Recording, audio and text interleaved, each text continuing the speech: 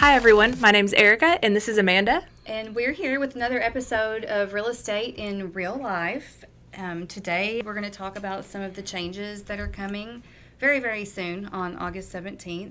I'm sure you guys have heard that the commission structure is going to change in our industry, and no longer will the sellers be advertising in the MLS their willingness to compensate a buyer's broker. That will no longer be published information. It will be up to a buyer to negotiate that fee up front with their agent.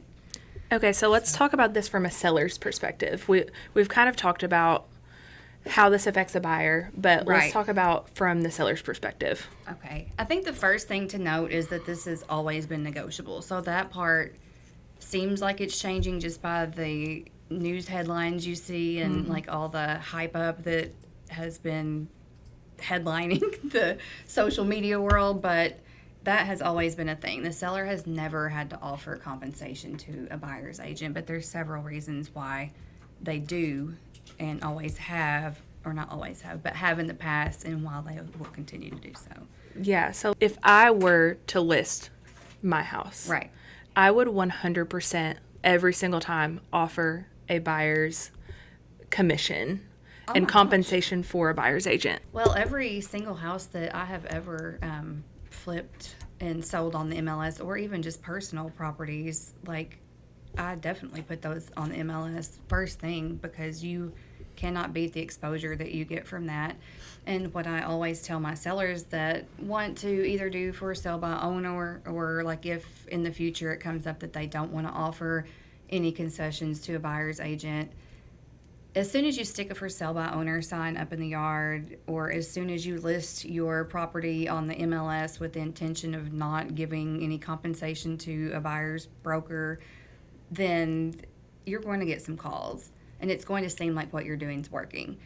It seems like there's always people that drive by and they want to know your price, and there's going to be people that call you from the MLS, agents that want to show your house. But there is a high likelihood that once you say that you're not going to compensate their agent, that they're not even going to come look. Mm-hmm. And like, I would offer a buyer's side commission because, I mean, just the more feet you get in the door, Yes, the higher the likelihood of selling your house, especially in a timely manner. Yeah. Because you never know with a for sale by owner or something like that. Like, people might just be curious. Like, they might just want to come look at your house. But when somebody is represented by an agent, you know that they've probably been pre-qualified. They've probably been looking at houses for a little while. They are serious buyers, serious potential buyers, when other people might just be curious or might be neighbors or whatever. Well, that's what I tell like people that just want to stick a sign up, or the people that might be tempted to not offer this concession here after the law changes. If you can stick like a sign up, or just tell 3 or 4 people that you know that you're interested in selling your house, then after it's on the MLS, you're going to have so much more exposure. Why would you risk just letting 2 or 3 people know about it when you can let everyone know? And then to correlate that away from the for sale by owner thing and back to the MLS, like we're talking about, why would you exclude all of the people that need that capital to be able to pay their agent? Mm-hmm. Yeah, because if you think about it, like, in some ways, if you don't offer the compensation on behalf of the buyer, then it makes it that much more expensive out of pocket for a buyer to buy your house. Like, not everybody has that money out of pocket. Most people don't. And even if it is someone that has the money for buyer's agent compensation and their closing costs and their inspections and their appraisals and their 20% down payment, even if they have that cash, they might not want to spend that cash. Mm-hmm. It's always beneficial for a buyer to be able to have a seller offer that concession to free up some of that cash so they can buy the house. Yeah, and when I talk to a seller, it's like, really what it comes down to is the net proceeds. You're exactly right. It's not about, the compensation for the agents. It's not about the concessions for inspections. Right. It's about the bottom dollar that you're getting. Right. And there are so many benefits to offering that compensation for a buyer's agent, whether it's just the value that they offer or in a monetary way, or even like another just unrelated reason that I would want any buyer that steps foot into my house to be represented by an agent is just a safety reason. Like, there are so many requirements for an agent to become an agent, like background checks, fingerprinting, continuing education, their initial education, their ongoing training throughout their career. And when you just have the general public walking walking into your house, person, like, I don't even meet people from Facebook Marketplace. I don't want them at my house. Yeah. On the outside of my house, I don't want them to know where I live, but you're going to put it out there for everyone and then let any old Joe come in and see the inside of your bedroom and stuff. That's, like, creepy. I would definitely want them to have an agent. Definitely. Yeah, for sure. I think that it's just also important as a seller, you want an agent on your side that is your fiduciary, that has your best interest in mind, that is putting your money and your assets ahead of their own interest. And it is important as a seller for a buyer to have an agent doing that on their own side too. And that may seem like, why would I want a buyer's agent to be fighting against me and my agent? But that's not the way that it is, because if a buyer is unrepresented, they're going to rely a whole lot on the agent that you hired to be working only for you. But they're going to have so many things that they're going to have to do for this buyer. Yeah, there's a lot that happens between offer acceptance and the closing table. There are a lot of things that buyers will have questions on, just keeping up with the timeline. Like, and our contracts and our paperwork are tried and true, and they're thorough. There are so many safeguards in our contract that protect both sides. Like, you want the real estate contract that we use for the offer because it protects the sellers in so many ways, it protects the buyers in so many ways, and it covers really all the steps from start to finish. What if you get to closing day and the reason why you have loved this house so much is the gorgeous chandelier in the dining room, and you close on the house and walk in and that chandelier is gone? Like, stuff like that happens. I've heard so many horror stories of, oh, I can just do it on my own, and then just the craziest things happening, or like something not disclosed that maybe, and then maybe they didn't get an inspection because they went on the seller's word. And it's like, there are a lot of safeguards for, like, say, the seller's disclosure, that all sellers that list their house on the MLS are required to fill out a seller's disclosure that talks about all of the systems in the house, the age of the roof, the age of the HVAC and heating and everything. And that has to be represented accurately. And if it's not, and it comes up in the professional inspection that some of those things are not true, that's a point of negotiation again. And then you know truly the state of the house, all the ins and outs of it, and not just going on somebody's word on it. And since we are trained and abide by the code of ethics of realtors, it is very helpful in that situation, because as a seller, you don't really know how to answer the questions on this form. So your agent can guide you and, you know, what these questions mean and the repercussions of if you're not totally forthcoming with all of your information. And you want the buyer to have an agent, once again, on their side to help them understand what all of this means. You do not want a unrepresented buyer making an offer on your property and they don't have a copy of all of the information that they need, and then maybe your house is taken off the market for 3 entire weeks waiting on this buyer to try to haphazardly make their way through all of the steps in the buying process, and then you find out that something that you disclosed up front is the reason why they don't want your house anymore, and you've wasted all of this time.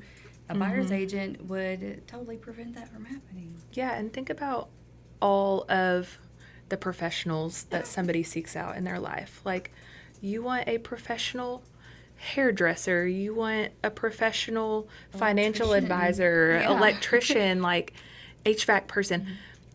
So imagine going through the biggest purchase in your life, one of the Right. most permanent purchases of your life Yeah. You're on your paying own. for 15 to 30 years. Right. Generally, you're going to be paying for this. Right. And That sounds so scary. Well, I don't know why anybody would want to do that. yeah, like you don't even, like, hair grows back. And But your house is going to be Yeah. around for a while. And you don't just like stick a sign out in the yard that says like haircut needed. Yeah, just come Yeah, on in. Just come on in. I Open- think you open to can the do public. it. Yeah, I'll figure it out. Yeah, so it's just really ridiculous. And I think that there's a lot of misconception too about what all we have to go through to become licensed real estate agents. I've had several friends, acquaintances that are, mildly interested, and they want to talk to me about the steps that it takes, and they are literally shocked when they figure out how many hours of education that you have to get your license, the background checks, the continuing education, the insurance that we have to provide for ourselves, the dues we have to pay for ourselves. Like, everyone I talk to is pretty much, never mind, I don't want to do it anymore. And I think that that really stands as a statement for these buyer's agents. Like, they have been through all of that. They are serious about selling your home. They are sending your home to their clients and potential clients and customers, letting them know all about your house. And they are trying to actively get these people to come into your house to look at it. And buyer's agents do so much. I know when I show a house, I call the listing agent or text the listing agent to say, is there anything special about this house that I need to know? Is there anything that is not on here that might make this house really appeal to someone? My people are looking for this, yada, yada, yada. And that really goes a long way in helping a buyer find what they want, because everything isn't black and white, like searchable in a search field. And bottom line is, sellers should want to be represented. Right. Buyers should want to be represented. Right. Exactly how that looks logistically is very, very negotiable. It always has been. That is not changing on August 17th. Right. But really the main thing that is changing is just how the paperwork looks. Right. And that's why an agent, any of the Arnold girls could walk somebody through, what the changes actually look like and just how to go through that. A buyer's agent and a seller's agent is worth their weight in gold when it comes to Right. the transaction It and also the purchase of a takes- home.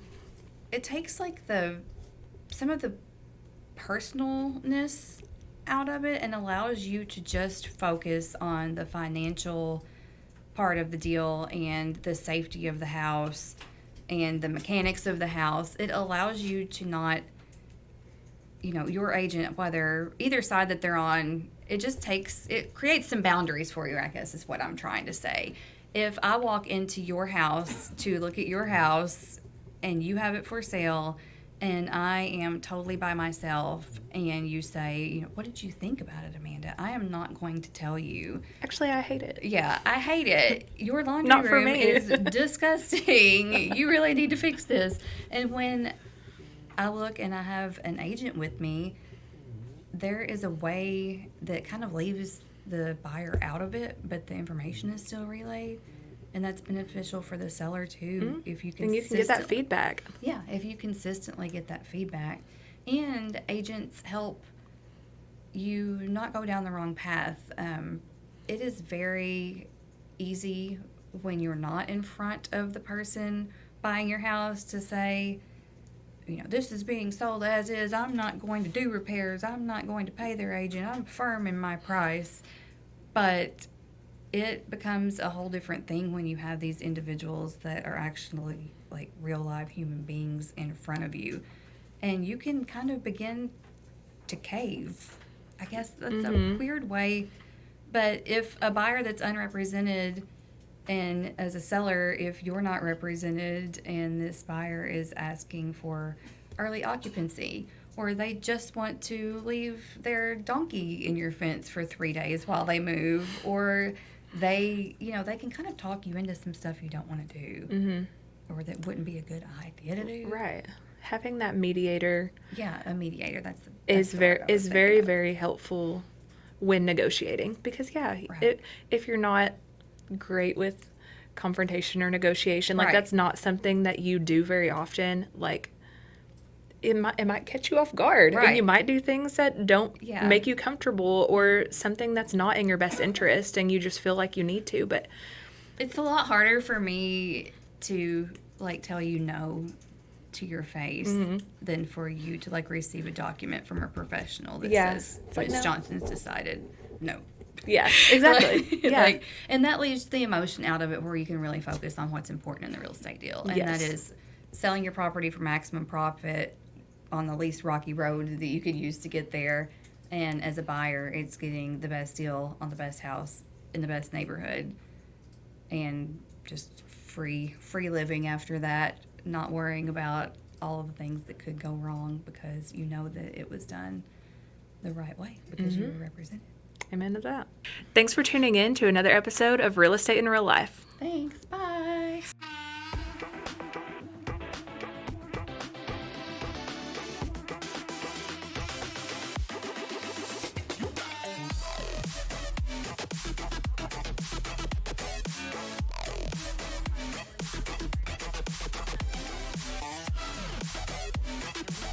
The views and opinions expressed by Arnold Realty Group or affiliated agents are their own and do not reflect the views of the podcast creators, hosts, or sponsors. Information provided is for general informational purposes only, and we make no representations or warranties of any kind, express or implied, about the completeness, accuracy, reliability, suitability, or availability with respect to the podcast. Any reliance you place on such information is at your own risk. Thank you for your understanding and enjoy the podcast responsibly.